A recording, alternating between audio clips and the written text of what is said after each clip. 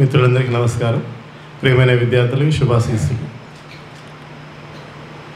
ఇప్పటిదాకా ఎందుకు వచ్చాం, ఏమేం చేస్తున్నాం, ఇంకా ఏం చేయబోతున్నాం అనేది మీరే ఆట మాట పాటల ద్వారా తెలియజేశారు. చాలా సంతోషం. సార్ చెప్పారు, సదా వెంకట సార్ చెప్పారు ఇంతకుముందే, 18 సంవత్సరాల నుంచి నిస్వార్థంగా సమాజానికి ఎంతో కొంత సేవ చేయాలనే ఉద్దేశం చేత చాలా రకాల కార్యక్రమాలు చెప్పారు.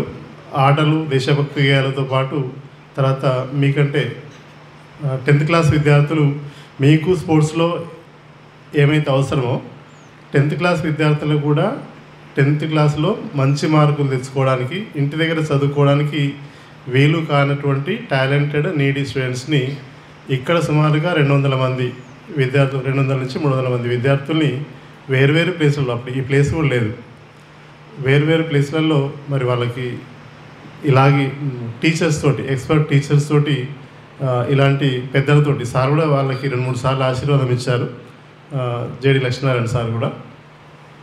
మరి అలాంటి కార్యక్రమాలు నిర్వహిస్తున్న క్రమంలో మనకు కోవిడ్ వచ్చింది, తెలుసు కదా.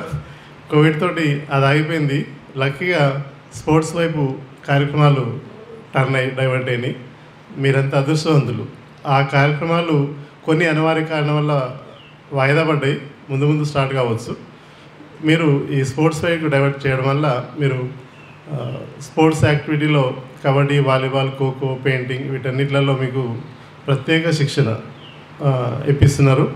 అదే టాలెంటెడ్, నీడీ, డిజర్వ్డ్ విద్యార్థులకు ప్రతిభని ప్రోత్సహించాలనే ఉద్దేశం చేత మరి దాన్ని ఆ క్యాంపులో సెలెక్ట్ అయ్యి మీరు ఇక్కడ ఇన్ని రోజుల క్యాంపులు, జూనియర్స్, సీనియర్స్ అందరు ఉన్నారు, మెలకువలన్నీ నేర్చుకుంటున్నాం అని చెప్పారు. ఇంకా నేర్చుకోవాలి. అది ఎక్కడ దాకా వెళ్ళాలంటే మీ ప్రతిభ జాతీయ, అంతర్జాతీయ స్థాయి వరకు కూడా మీ ప్రతిభ వెళ్ళేంత వరకు కూడా సార్ వదిలిపెట్టరు, అంతవరకు కూడా మిమ్మల్ని ప్రోత్సహిస్తారు.